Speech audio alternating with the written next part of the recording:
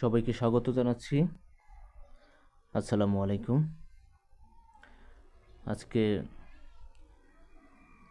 Math শুরু করছি। সুদ কষার যে টপিক শুরু করেছি তার আজকে সর্বশেষ ভিডিও।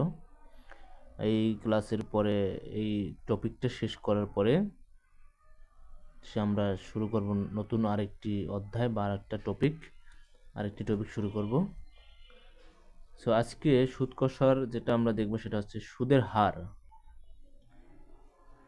হার হ্রাস বা বৃদ্ধি থেকে, বা সুদের হার হ্রাস বা বৃদ্ধি পেলে সেই ক্ষেত্রে আসল বা মূলধন কিভাবে নির্ণয় করব। আসল বা মূলধন, সো আমরা জানি যে আসল বা মূলধনের সূত্র সেটা হচ্ছে এই আসল বা পি সমান উপরে মুনাফা গুণ 100 ভাগ, এখানে হবে মুনাফার হার বা আর গুণ সময়। এটা হচ্ছে আসল নির্ণয় করার সূত্র। সো আমরা এখন যদি একটা অঙ্ক দেখি, তাহলে অঙ্কটা হচ্ছে সুদের হার 7% থেকে কমে 5% হলে, অর্থাৎ 100 টাকায় সুদ ছিল 7 টাকা, সেটা কমে হয়েছে 5 টাকা। এই যদি সুদের হার যদি তার 7 টাকা থেকে কমে 5 টাকা হয়ে যায়, তাহলে এক ব্যক্তির 5 বছরে আয় 5 বছরে 70 টাকা কমে যাবে। এক ব্যক্তির আয় 5 বছরে কত টাকা কমে যাবে? 70 টাকা কমে যাবে। তাহলে এই ব্যক্তির মূলধন কত ছিল? আচ্ছা, আমরা শুরুতেই বলতে পারি যে সুদের হার কমে। এখানে সুদের হার কত টাকা কমে সেটা আমরা দেখতে পারি যে এখানে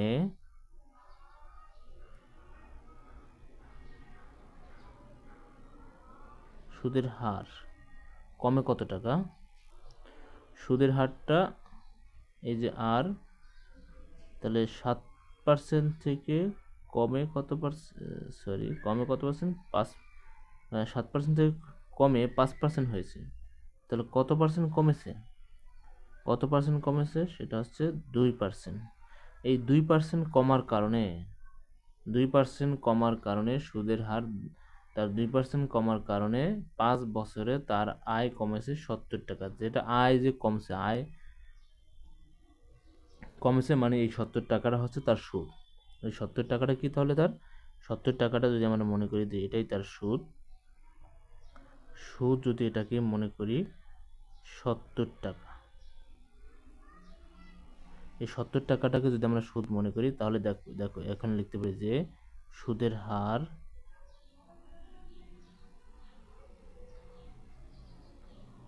%2 কমার কারণে, সুদের হার 2% কমার কারণে 2% কমার কারণে সুদ কমেছে কত টাকা? সুদ 70 টাকা কমে যায়। কয় টাকা কমেছে সুদ? 70 টাকা কিন্তু কমে যায়। 2% সুদের হার কমাতে সুদ কমে যায় কয় টাকা? 70 টাকা কিন্তু কমে যায়। দাঁড়িয়ে দেওয়াটা ভুল হবে, এখানে 70 টাকা কমে যায়। তাহলে এই ক্ষেত্রে আমরা এটাকে যদি সুদ মনে করি আর এটাকে যদি সুদের হার মনে করি, তাহলে দেখেন আর সময়টা কিন্তু 5 বছর, যেটা প্রশ্নের মধ্যে দেওয়া আছে সময়টা 5 বছর। তাহলে দেখেন তো এই যে সুদ যদি 70 টাকা হয় আর সুদের হার যদি 2% হয়, সময় যদি 5 বছর হয়, তাহলে কিন্তু আমরা এই সূত্রটা লিখতে পারি। দেখেন, তাহলেই কিন্তু আমরা সূত্রটা লিখতে পারি। আমরা জানি আসল পি সমান সুদ গুণ 100 বা ভাগ মুনাফার হার গুণ সময়। তাহলে আমরা এটা লিখতে পারি।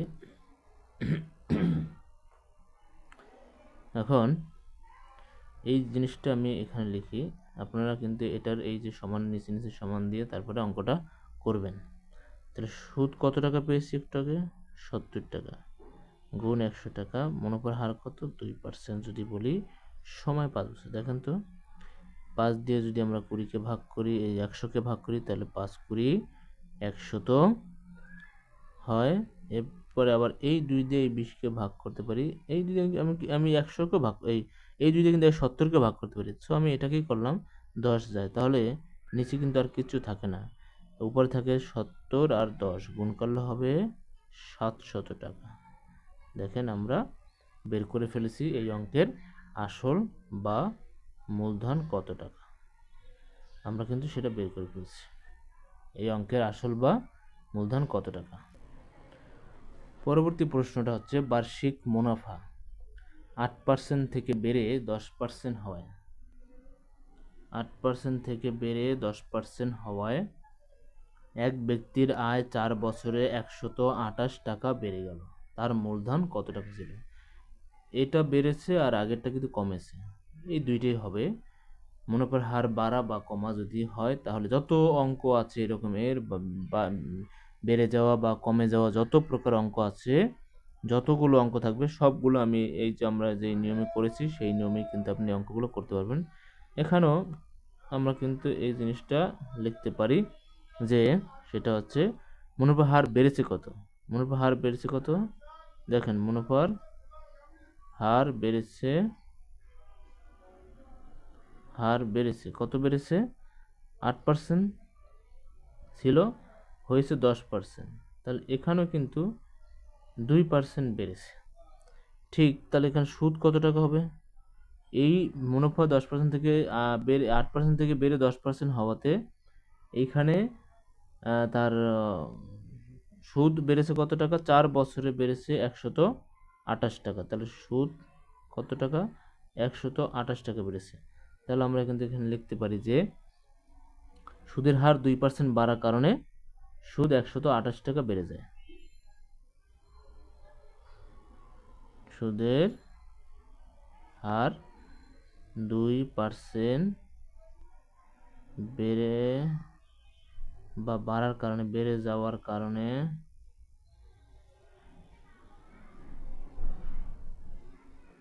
কারণে সুদ বেড়েছে কত? সুদ 128 টাকা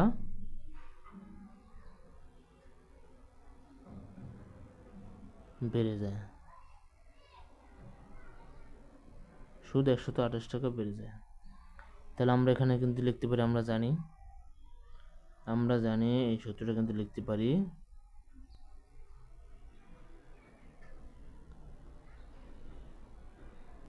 আমরা জানি আসল সমান মুনাফা গুণ 100 বাই মুনাফার হার গুণ সময়। মুনাফা কত? 128 টাকা বেড়েছে গুণ 100 টাকা, মুনাফার হার কত?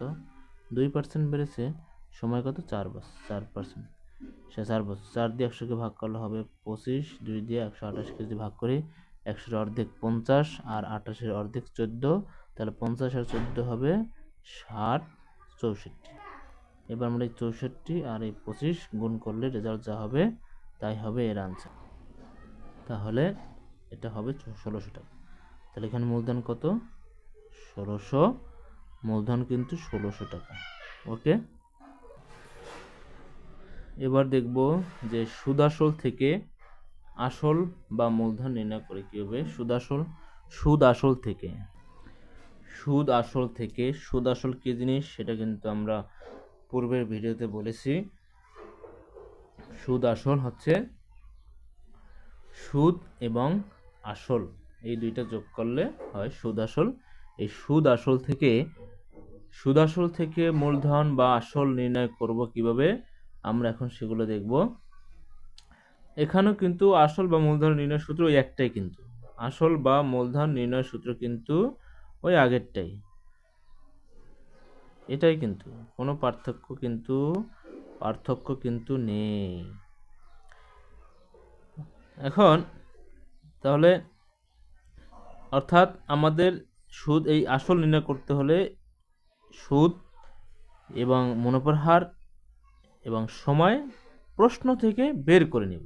প্রশ্নে দেওয়া থাকুক আর না থাকুক, যদি থাকলেও সেখান থেকে লিখে নেব, আর যদি না থাকে তাহলে বের করে নিয়ে তারপরে আমাদেরকে এই সুদ আসলের থেকে ক্ষেত্রে বা এখান থেকে আসল নির্ণয় করবো আমরা আর কি। এর স্পেসিফিক আর কি সুদ আসল থেকে কেমনে আসল নির্ণয় করে। মূলত এই সুদ আসল অঙ্কে সুদ দেওয়া থাকবে না, সময় দেওয়া থাকতে পারে, মুনাফার হার দেওয়া থাকতে পারে, সুদ দেওয়া থাকবে না। তাই সুদটা যদি বের করে নিই তাহলে কিন্তু আমাদের সুদ আসল বের করা যাবে।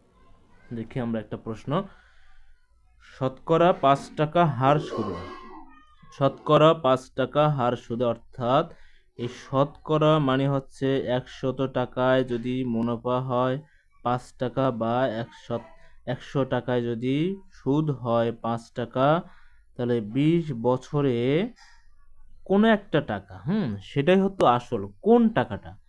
কোনো একটা টাকা যদি শতকরা 5 টাকা হার সুদে 20 বছরে সুদ এবং আসল মিলে হয় 50,000 টাকা, তার মানে মূলধন একটা ছিল আমাদের, সেই মূলধনটা এখানে দেওয়া নাই। এই যে মূলধনের প্রশ্নটা করেছে যে মূলধন কত, এই যে মূলধন নির্ণয় করতে বলছে, এখানে দেওয়া আছে কি সময় দেওয়া আছে, মুনাফা হার দেওয়া আছে, মুনাফা আসল দেওয়া আছে। তা বলছে কোন একটা মূলধন, মনে করেন আপনি 20,000 টাকা কিংবা 10,000 টাকা, এই 10,000 টাকা 20,000 টাকা যদি মনে করেন আপনি 5% মুনাফায় 20 বছরে যদি আপনি কোথাও বিনিয়োগ করেন, সেখানে আপনি এই সুদ এবং আসল সহ ওই যে 10,000 টাকা আপনি বিনিয়োগ করেছিলেন সেই 10,000 সহ আরও 40,000 হলে মনে করেন, বা 20,000 যদি হয়, তারপরে যদি সেখানে আরও মনে করেন 30,000 টাকা মনে করেন সুদ, মনে করেন আসলে এটা 20,000 টাকা, এইগুলি 5 বছর হবে এই 5% হার মুনাফায়। ঠিক আছে, তাহলে মূলধনটা কত? এখানে দেওয়া আছে কি, আমরা সেটা লিখি। দেওয়া আছে সেই তথ্যগুলো আমরা আগে লিখি। দেওয়া আছে কি মুনাফার হার বা শতকরা মুনাফার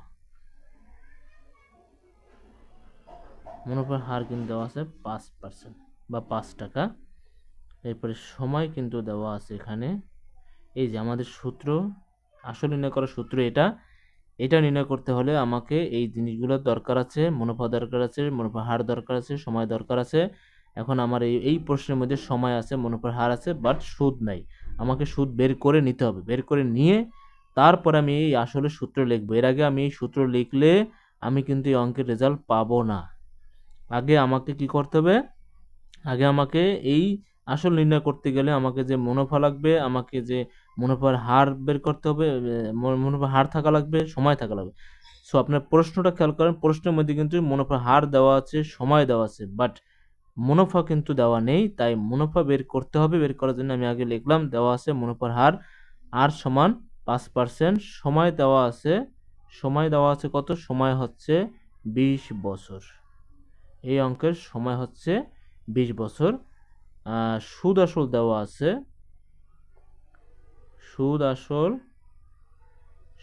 মনে করেন সুদ আসল জন্য আমি ধরলাম, সুদ আসল দেওয়া আছে 50,000 টাকা, 50,000 টাকা দেওয়া আছে সুদ আসল, বাট মুনাফা কিন্তু নাই। তাহলে ধরি মুনাফা, এই জিনিসটা আপনি প্রথমে লিখে নিতে পারতেন, মুনাফা দেওয়া নেই, যেহেতু মুনাফা ধরে নেব তাই আমি লিখলাম যে মুনাফা, এই যে মুনাফার যে প্রতীক চিহ্ন সেটাই আমি ধরলাম, মুনাফা এত টাকা। তাহলে মুনাফা যদি এই টাকাটা হয়, এটা আমি ধরে নিছি, মুনাফা এটা ধরে নিছি। এখন মনে করেন এইটার মধ্যে হইতে পারে 20,000 টাকা আছে, কিংবা 10,000 টাকা আছে, 5,000 টাকা আছে, 25,000 টাকা আছে এই মুনাফার মধ্যে মনে করেন, কিন্তু আমি সেই টাকাটা লিখিনি। কেন লিখবো? কারণ এখানে তো আমাদের মুনাফা দেওয়া নাই। এই জন্য এই মুনাফাটা বের করার জন্য আমি এই আই লিখেছি, প্রতীক চিহ্নটা লিখেছি। এখন এই আয়ের মান বের করলেই কিন্তু আমি, আয়ের মান যদি বের হয়ে যায় তাহলে আমি অঙ্কের মুনাফা পেয়ে যাবো। আর মুনাফা যখন পাবো তাহলে কিন্তু আমি আসল নির্ণয় করতে পারবো। ওকে, এখন মুনাফা হচ্ছে এত টাকা, ধরে নিচ্ছি মুনাফা এত টাকা।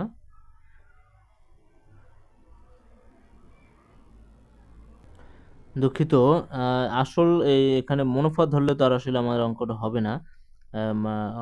মুনাফা তোমার বের করতে হবে। মুনাফা আমার আসলে যে আসলের সূত্র যখন আমি লিখবো, মূলধনের সূত্র যখন লিখতে গেলে তো আমার এই মুনাফা লাগবে। সো আমি মুনাফা ধরবো আমি তো এই মুনাফা এবং এই আসল, এই যে মুনাফা এবং আসল দেওয়া আছে, এখান থেকে তো আমি আরো কি বের করব, এখান থেকে আমি আরো আসলটা বের করে নেব, আসলটা বের করব, সরি মুনাফাটা বের করে নেব এখান থেকে যে আসল আছে।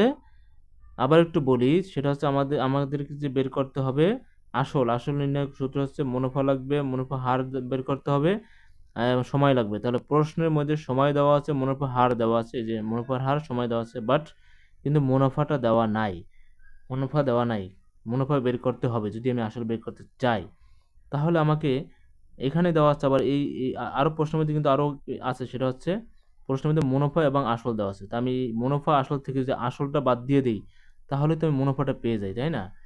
এই জন্য আমাকে এখানে আসলটা ধরতে হবে, মুনাফা ধরলে হবে না, এখানে আসল ধরতে হবে। আসল ধরলাম আমি পি টাকা, এই যে, তাহলে আসল যদি পি টাকা হয়, যেখানে আসল, এখানে আসল আর মুনাফা ছিল বা আসল এবং সুদ ছিল 50,000 টাকা, এই 50,000 টাকা থেকে যদি আমি এই আসলটা বাদ দিয়ে দিই, তাহলেই কিন্তু মুনাফা পেয়ে যাব। তাহলে আসল পি টাকায়, আর পি টাকার জায়গায় 10,000 হতে পারে, 12,000, 20,000, 15,000, 25,000, 30,000, যে কোনো একটা অ্যামাউন্ট হতে পারে, কিন্তু সেটা তো দেওয়া নেই প্রশ্নে। তাই আমাকে আসল বের করতে হলে, আমাকে মুনাফা বের করতে হলে বা আসল এর জন্য পি ধরতে হবে, বা পি এর মান বের করবো আমরা যখন এই যে উপরে সূত্র লিখছি আসলের সূত্র নির্ণয়ের জন্য, সেখানে ওকে। এখন যদি আমরা আসল পেয়ে যাই, এটা মনে করেন এখন আসল যদি পেয়ে যাই, তাহলে মুনাফা কত হবে? আসল যদি পেয়ে যাই, তাহলে আমাদের মুনাফা কত হবে?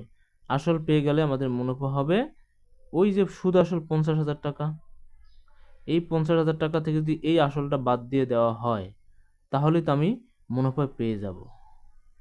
এখন এই 50,000 টাকা থেকে পি টাকাকে বাদ দেওয়া যায় না, তাই এই পুরো অঙ্কটাই হচ্ছে মুনাফা। এই পুরো অঙ্কটাই, এই অঙ্কটাই 50,000 মাইনাস 5, এই sorry 50,000 minus P, 50,000 minus P, 50,000 বিয়োগ পি, এই টাকাটাই হচ্ছে এখন এই মুনাফা। ওকে, আমরা মুনাফা পেলাম। এখন কিন্তু আমরা, এখানে কিন্তু পি থেকে যায়, মুনাফা কিন্তু পূর্ণ মুনাফা বের হয় না, এখানে পি থেকে যায়। তাই এই অঙ্কে আসল বের করার জন্য যে সূত্রটা লিখবো আমরা, আসল বের করার জন্য সূত্র হচ্ছে পি সমান এই যে মুনাফা গুণ 100 ভাগ মুনাফার হার গুণ সময়। এখন দেখেন, এই যে মুনাফা যদি আমি বসাই, এখানে যদি মুনাফার মান বসাই, মুনাফা কিন্তু এই যে আয়ের মানটা যদি আমি বসাই, তাহলে এটা এখানে কিন্তু বসালে পি থেকে যাবে না। তাই এই পি সহকারে এই পুরো অঙ্কটা করতে করতে আমরা পি এর মান বের করবো, আসল বের করবো, তাই না? আসল কি পি এর মান বের করবো না? পি এর মান বের করলে কিন্তু আমাদের এই অঙ্কের আসল বের হয়ে যাবে। ওকে, তাহলে পি লিখলাম। এরপরে এই যে মুনাফা হচ্ছে 50,000 বিয়োগ পি, গুণ আছে, গুণ দেব 100 টাকা, মুনাফার হার হচ্ছে 5, সময় হচ্ছে 20 বছর। ওকে, বা দিব, তারপরে পি। এখন এই 100 দিয়ে এই 50,000 এবং এই পিকে গুণ করতে হবে। এই 50,000 এবং পি এর মাঝখানে বিয়োগ আছে, 100 দিয়ে এই 50,000কে গুণ করতে হবে, 100 দিয়ে পিকে গুণ করতে হবে। 100 দিয়ে 50,000কে গুণ করলে কত হবে? 100 দিয়ে যদি 50,000কে গুণ করা হয়, 100 দিয়ে যদি 50,000কে গুণ করা হবে, তাহলে এই যে 50,000 তো আছে, আরো দুইটা শূন্য, 100 গুণ করলে আরো দুইটা শূন্য আসবে। এবার 100 দিয়ে গুণ করার পরে এখন 100 দিয়ে পি কে গুণ করো, মাইনাসে প্লাসে, 100 সাইন প্লাস, পি এর সাইন মাইনাস, তাহলে 100 এটা দিয়ে গুণ করলে মাইনাস 100 পি হবে। নিচে কিন্তু এই দুটো যদি গুণ করি, গুণ করার দরকার নাই, সমস্যা নেই, আমি ওই রেখে দেব। সরি, 20 বছর হবে এখানে, এই 200 লিখছি কেন, এখানে 20 বছর। এখন যদি আমরা এই অঙ্ক এটার সাথে আর গুণ করি, এটার সাথে আর গুণ করি, এটা গুণ করেই লিখে দিলে মানে ভালো হয়, 5 করি 100, হ্যাঁ গুণ করে দিই তাহলে বেশি ভালো হবে। এখন এই যে ভাগ চিহ্ন আছে, ভাগের নিচে একটা অঙ্ক আছে, উপরে একটা অঙ্ক আছে। এখন এই ভাগের উপরের ভগ্নাংশের সাথে এই অঙ্কের নিচে যে মনে মনে 1 আছে, সেই 1-এর সাথে এটা গুণ করব, এই 100-এর সাথে এটা গুণ করব। গুণ করলে আমরা এটার সাথে এটা আগে গুণ করি, দেখেন 100 পি হবে, আর এই পাশে এটা যেটা আছে, এটা এই 1-এর সাথে গুণ করলে যেটা আছে সেটাই হবে কিন্তু বিয়োগ 100 পি। এখন আমরা এই অঙ্কের থেকে কিন্তু এই যে আমরা আসল নির্ণয় করব, তাই আমরা এই যে 100p সমানের ডান পাশে আছে, এখন নেব সমানের বাম পাশে। বাম পাশে নিলে এই যে মাইনাস আছে, মাইনাসটা কিন্তু কি হয়ে যাবে, প্লাস হয়ে যাবে, মাইনাসটা কিন্তু প্লাস হয়ে যাবে।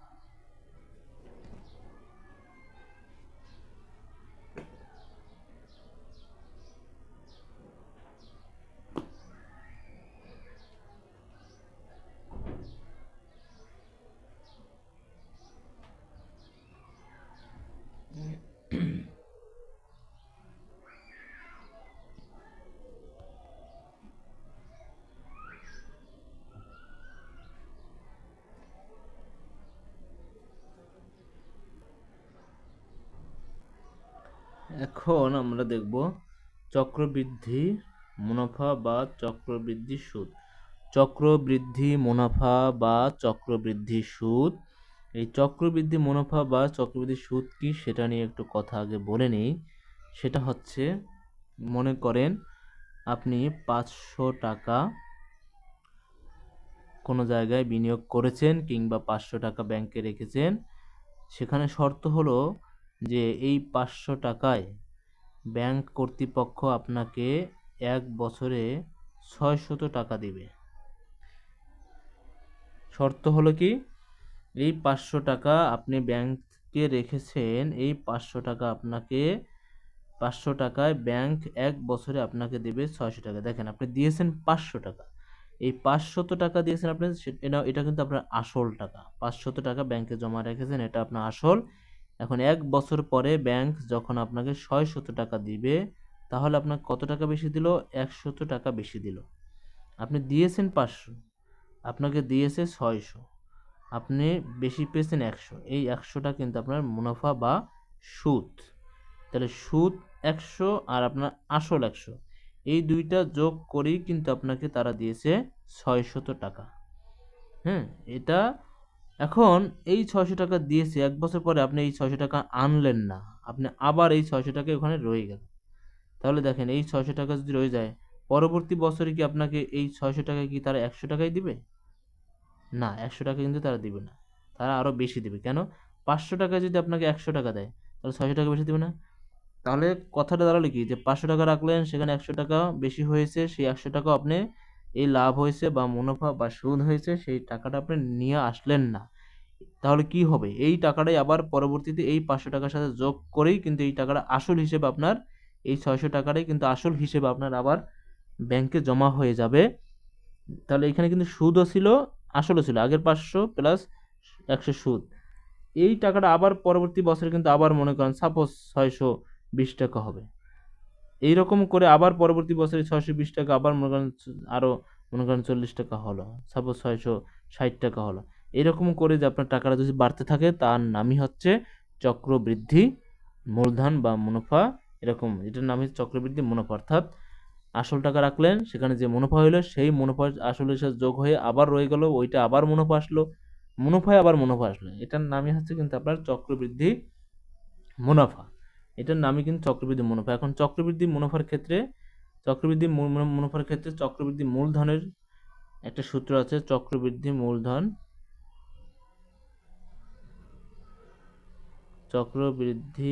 মূলধনের যে সূত্র, চক্রবৃদ্ধি মূলধনের সূত্র হচ্ছে C equal P into 1 plus R power N. এটা হচ্ছে আপনার কিন্তু চক্রবৃদ্ধি মুনাফার ক্ষেত্রে সূত্র। পি ইন্টু 1 যোগ আর পাওয়ার এন। এখানে কিন্তু এই পি মানে আসল, আর মানে মুনাফার হার, এন মানে সময়। আর এইখানে চক্রবৃদ্ধি মূলধনের জায়গায় চক্রবৃদ্ধি মুনাফার সূত্র হচ্ছে পি ইন্টু 1 যোগ আর পাওয়ার এন বিয়োগ পি। এটা হচ্ছে কিন্তু চক্রবৃদ্ধি মুনাফার সূত্র। এটা কি? চক্রবৃদ্ধি মুনাফার সূত্র। আচ্ছা, এখন আমরা আরো কিছু তথ্য জানি।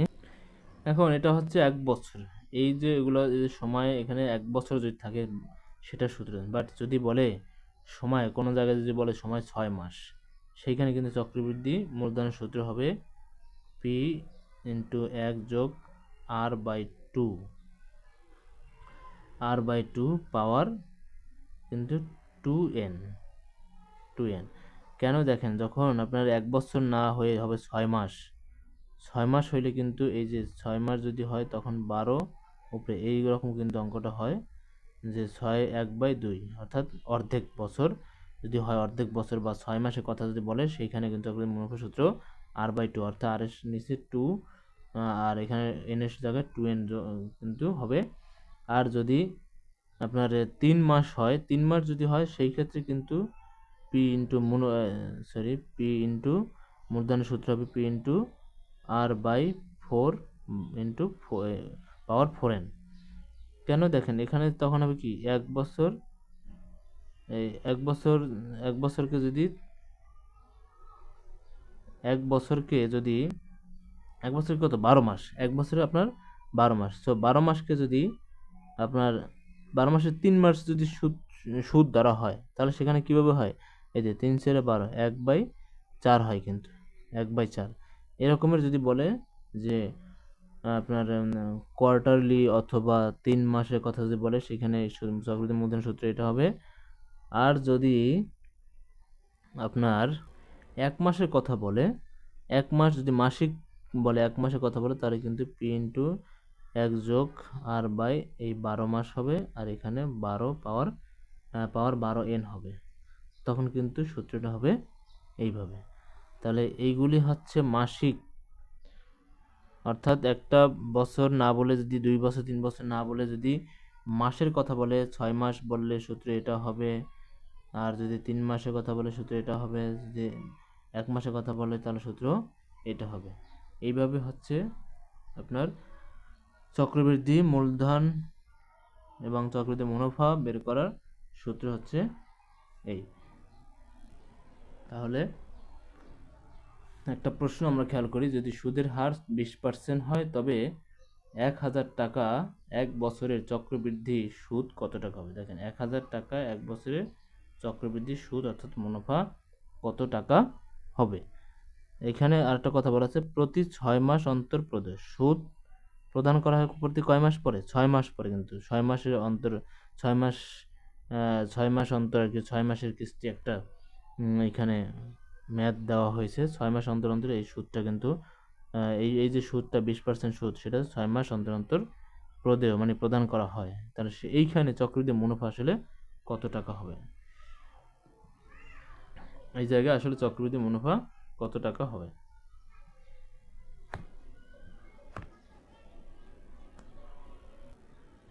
তাহলে এখানে চক্রবৃদ্ধি মুনাফা কত টাকা হবে? তাহলে আমরা এখানে লিখতে পারি, দেওয়া আছে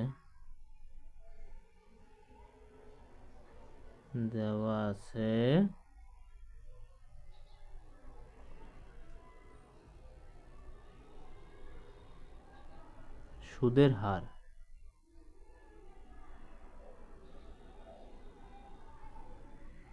20%, আর আসল কিন্তু এই জায়গায় 1000 টাকা। আসল কত টাকা? 1000 টাকা। আর সময় কিন্তু 6 মাস। তাহলে 6 মাসটাকে আমরা যদি বছরে প্রকাশ করতে চাই 1/12, অর্থাৎ 12 মাসে 6 মাস যেতে হয়, 12 মাসে কয় বছর? 12 মাসে 6 বছর হলে এটা কাটাকাটি করলে 1/2 হয়। এখন দেখেন এই 1/, যদি আমরা এই যে মুনাফার হার যেখানে ছিল সেখানে যদি এই 1/, গুণ করা হয়, তাহলে কিন্তু এই যে r/2 আসে, যেটা আমি আগে বলেছি। আর n এর সাথে যদি গুণ করা হয় তাহলে কিন্তু এটা 2n। n এর সাথে গুণ বলতে না, n এর সাথে এই যে n 1/2 এর পাওয়ার থাকবে,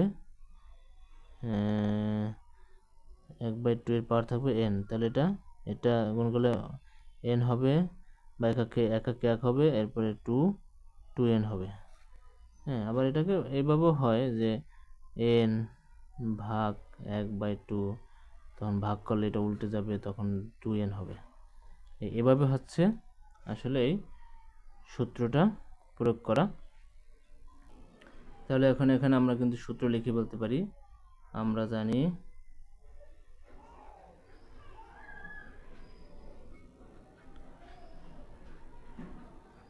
চক্রবৃদ্ধি মুনাফা চেয়েছে নাকি মূলধন চেয়েছে? চক্রবৃদ্ধি মুনাফা চেয়েছে। তাহলে চক্রবৃদ্ধি মুনাফার সূত্র হচ্ছে পি ইন্টু 1 পাওয়ার 1 প্লাস আর, এই যে এখানে 2 দিতে হবে, কিন্তু পাওয়ার 2n দিতে হবে, বিয়োগ পি দিতে হবে। যেহেতু 6 মাসে কথা বলা হয়েছে তাই এখানে আসল কত 1000 টাকা গুণ এখানে 1 যোগ মুনাফা হার কত 20%, কিন্তু মুনাফা হার কত 20%, আর 20% অর্থাৎ 120 টাকা, আর নিচে কিন্তু 2 হবে। এরপর এখানে 2n গুণ 6 মাস কিন্তু গুণ 2 হবে, কারণ n এর মান 1 গুণ 2, তাহলে 2 হবে কিন্তু, কারণ 1/2। এখন পি, এখানে আবার পি এর মান কিন্তু 1000 টাকা। এরপর আমরা যদি এটাকে কাটাকাটি করি তাহলে এখানে দেখেন, তাহলে আমরা এটাকে গুণ করতে পারি। দেখেন এখানে যদি এই অঙ্কটা কেউ আছে 1 যোগ, তারপরে এই যে উপরে যে অঙ্কটা আছে এখানে যদি 20 আর 100 কাটাকাটি করলে হয় কিন্তু 1/5, নিচে 2 আছে, এরপরে পাওয়ার 2, এখানে আবার 1000। এরপরে এই অঙ্কটা গুণ করলে এখানে আবার 100 গুণ, এইখানে এই যে 1 আছে যোগ দিলাম, যোগ আছে, এবার এই 1/5 যে আছে 1/5, এই ভাগটা গুণ হয়ে যাবে, গুণ হয়ে 2 আছে উপরে, 2 চলে যাবে নিচে, উপরে 1 হবে, পাওয়ার 2 বিয়োগ আবার 1000। এরপরে এই 1000 গুণ এখানে আবার এই 5 আর 2, এবং এখানে 1 1 কাটাকাটি করা যায় না, তাই হবে 1 যোগ 1/10 হবে কিন্তু, কারণ নিচে 5 গুণে 10, 1 1 1 গুণ করলে হবে 1 যোগ 1/10 পাওয়ার 2, এখানে 1000, আবার 1000 গুণ করলে কি দাঁড়াবে, আবার গুণ করলে এখানে দেখেন যদি আমরা যোগ করি, এটা যোগ করলে কিন্তু হবে এখানে 10 অক্ষে 10 যোগ এখানে 1 পাওয়ার 2, এখানে 1000, ঠিক। আবার এইখানে 1000, এবার এখানে যোগ করলে হবে 11, এখানে হবে 10 পাওয়ার কিন্তু 2 বিয়োগ 1000। এটা একটু আমরা এখন এখানে এই অঙ্কটা, এই যে এই লাইনটা আমরা এখন একটু এই লাইনটা আমরা এখানে করি, এই যে এখানে করি, এখানে করলে কি হবে, এখানে ছিল 1000, একটু দেখাই যে এই 11 পাওয়ার 2, আবার 10 পাওয়ার 2, 11কে 2 বার গুণ করলে 121, আর 10কে 2 বার গুণ করলে 100 হয়। সো তাহলে আমরা এখানে লিখতে পারি, এখানে লিখতে পারি 100 আর 121, এরপরে বিয়োগ আছে কত 1000, বিয়োগটা লিখলাম আমরা। এখন এই অঙ্কের সাথে এই অঙ্ক কাটাকাটি করতে পারি, দেখেন কি দাঁড়াবে, 121 আর এটা গুণ করলে হবে 1221 টাকা। কি হবে 121 এর সাথে যদি এই 10 গুণ করা হয় 1210 টাকা হবে, বিয়োগ হচ্ছে 1000 টাকা, বিয়োগ করলে থাকবে কত 210 টাকা। তাহলে আমরা কিন্তু মুনাফা পেয়ে গেলাম। এটাই হচ্ছে এই অঙ্কের উত্তর, চক্রবৃদ্ধি মুনাফা। কি মুনাফা আমরা, এটা কিন্তু চক্রবৃদ্ধি মুনাফা কিন্তু আমরা পেয়ে গেলাম যে 210 টাকা।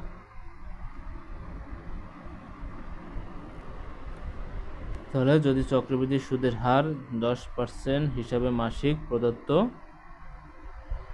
প্রদত্ত হয়, তবে 1000 টাকায় 10 বছরের সম্ভাব্য আয় কত টাকা হবে? তাহলে এই অঙ্কটা আমরা কিন্তু ওই লিখে বলতে পারি যে সুদের হার এত টাকা, আসল এত টাকা, সময় 10 বছর, আর মাসিক মাসিক কথা বলছে 10% হিসেবে মাসিক প্রতিটা এই যে 10% দেবে সেটা 1 মাস হিসেবে, এরকম 1 মাস যদি দেয় 10, তাহলে 1000 টাকা 10 বছরে তার সম্ভাব্য আয় কত টাকা, অর্থাৎ এখানে তাহলে তার 10 বছরে তার আয় কত টাকা আসলে হবে সেটা বলা হয়েছে। তাহলে আমরা এখানে ওই সূত্র লিখতে পারি, আমরা সরাসরি সূত্রটা লিখে দিই। অঙ্কটা কিন্তু করতে গেলে লিখতে হবে যে মুনাফা হার দেওয়া আছে, মুনাফা হার এটা সময় আসলে এত টাকা বা মূলধন এত টাকা, সময় 10 বছর, আর সূত্রটা আমি ওগুলো লিখলাম না, আমি যা ডিরেক্ট লিখে দিলাম। আমরা জানি পি ইন্টু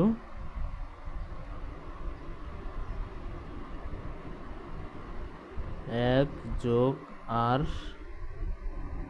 বাই, এখানে যেহেতু মাসিক বলছে তাই এখানে এটা হবে, এরপরে এখানে হবে সময় হচ্ছে, এখানে সূত্র লিখবো, আগে সূত্র লিখি পরে মান বসাই, পি ইন্টু এক যোগ আর পাওয়ার এন, এটা হচ্ছে সূত্র।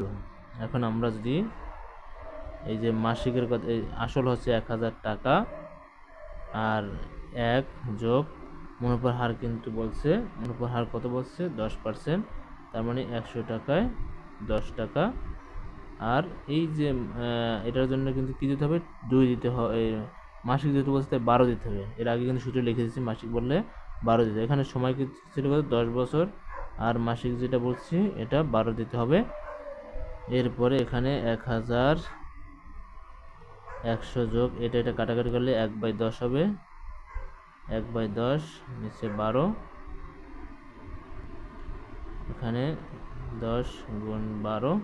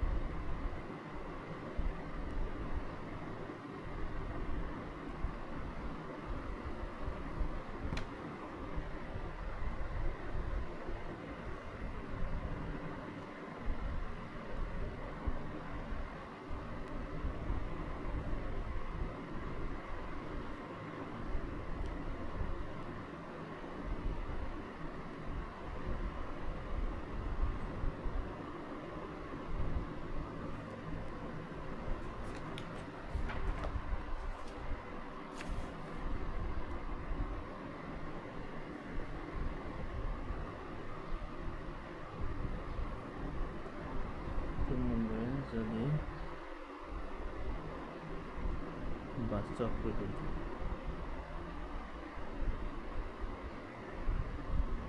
চক্রবৃদ্ধি সুদের হার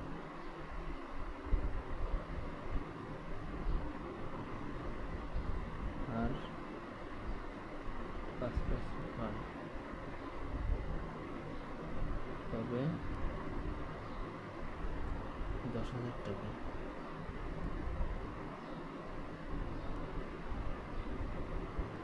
টাকা 4 বছরে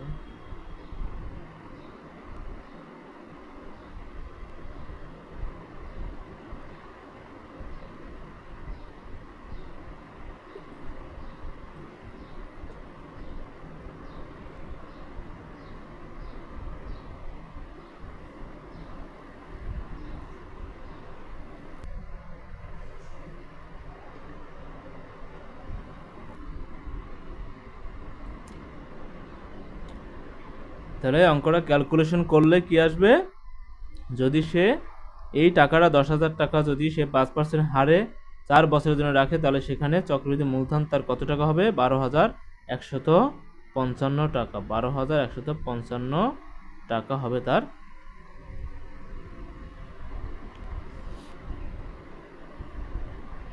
মূলধন, চক্রবৃদ্ধি মূলধন। এখন আর একটা প্রশ্ন, সেটা হচ্ছে 4% হার মুনাফায় কোনো টাকা 2 বছরের মুনাফা ও চক্রবৃদ্ধি মুনাফার পার্থক্য 1 টাকা হলে মূলধন কত। দেখেন 4% হার মুনাফায়, অর্থাৎ মুনাফার হার যদি 4 টাকা হয়, মুনাফার হার 4% হলে 2 বছরে কোনো একটা টাকা যেটা 2 বছরে 4% হার মুনাফায় সরল মুনাফা ও চক্রবৃদ্ধি মুনাফার পার্থক্য হবে 1 টাকা।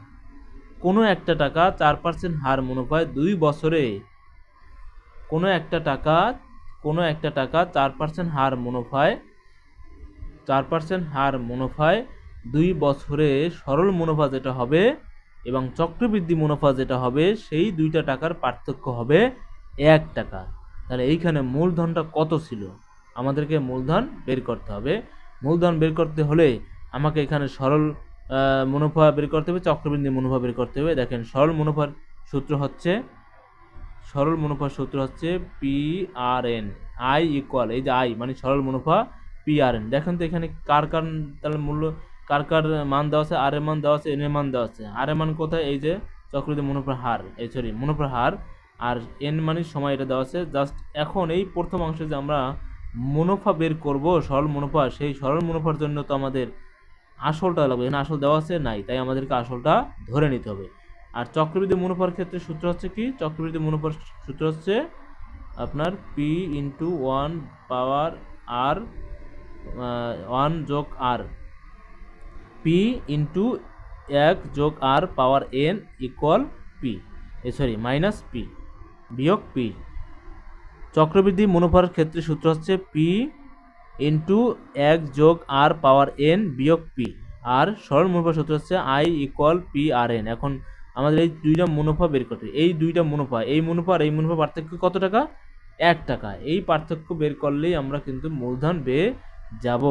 তাহলে আমাদেরকে এখানে যে আমরা মুনাফা বের করবো, সেই মুনাফার জন্য আসল দেওয়া নেই, তা আমরা এখানে ধরে নিয়ে আসল কিন্তু একটার জন্য দিলে দুইটার জন্য পেয়ে যাব। আসল কত টাকা, ধরি P টাকা, আসল P টাকা। আর এখানে দেওয়া আছে কি, মুনাফার হার।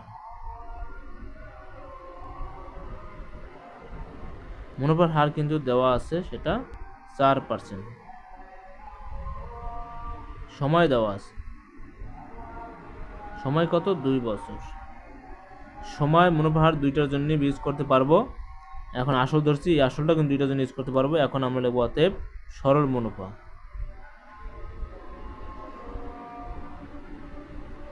সরল মুনাফার সূত্র কি, এই যে PRN। তাহলে সরল মুনাফার সূত্র P এর আসল মানে, P মানে কি আসল, তাহলে আসল কি দেওয়া আছে এখানে, নো, আসল এখানে দেওয়া নেই।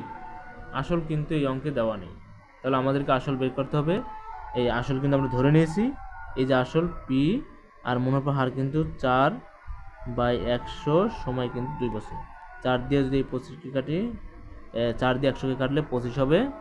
তাহলে দাঁড়াবে কি, উপরে 25 আছে, আর উপরে 2 আছে, আর P আছে, 2 গুণ করলে P, আর 2 গুণ করলে 2P, নিচে হবে কি 25। তাহলে আমরা পেলাম কিন্তু সরল মুনাফা এটা, অতএব চক্রবৃদ্ধি মুনাফা।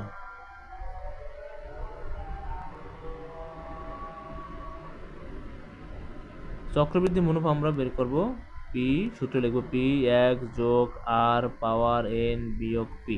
তাহলে আসল কি, P টাকা, 1 যোগ মুনাফা হার কত, 4/100, সময় কত, 2, আসল কত, এই আসল P টাকা, এখানেও আসল P টাকা।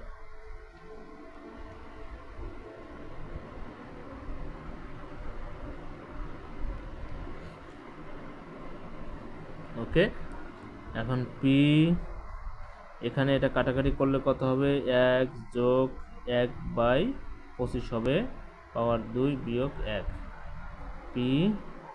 এবার এখানে যদি আমরা 25 লসাগু করি 25 আর যোগ 1 পাওয়ার 2 বিয়োগ পি। পি এখানে কত হবে 26 25 2 বিয়োগ পি। 26কে 2 বার গুণ করবো, 25কে 2 বার গুণ করলে কত হবে? তার আগে আমরা এটা কাটাকাটি করতে পারবো? 26 আর 25 না, কাটাকাটি করা যাবে না। কাটাকাটি করা যাবে না, তাহলে না গেলে 26কে যদি 2 বার গুণ করা হয়, 26কে 2 বার গুণ করলে কত হবে? 676 আর নিচে হবে 25 25 গুণ করলে হবে 625 বিয়োগ পি। এবার এই পি এই 676 সাথে যদি গুণ করা হয় তাহলে কি হবে? 676 পি বাই, আবার ইংলিশ লিখলাম 625, এখানে 625 বিয়োগ পি। এখন এটার লসাগু যদি করি আমরা, লসাগু করলে নিচে 625, এখানে 676 পি বিয়োগ এখানে 625 পি। এখন বাকি অঙ্কটা আমরা এই পাশে করে দেই। তাহলে বিয়োগ করলে 676 থেকে, এই যে 676 থেকে 625, যদি 5 থেকে 6 গেলে থাকবে, 6 থেকে 5 গেলে থাকবে 1, 7 থেকে 2 গেলে থাকবে 5, আর 7 থেকে 6 কিছু থাকে না। তার মানে এখানে হবে কত? 51 পি বাই 625। এটা হচ্ছে চক্রবৃদ্ধি মুনাফা। আর আগে বের করেছি আমরা সরল মুনাফা। এই সরল মুনাফার চক্রবৃদ্ধি মুনাফার পার্থক্য কত টাকা? 1 টাকা।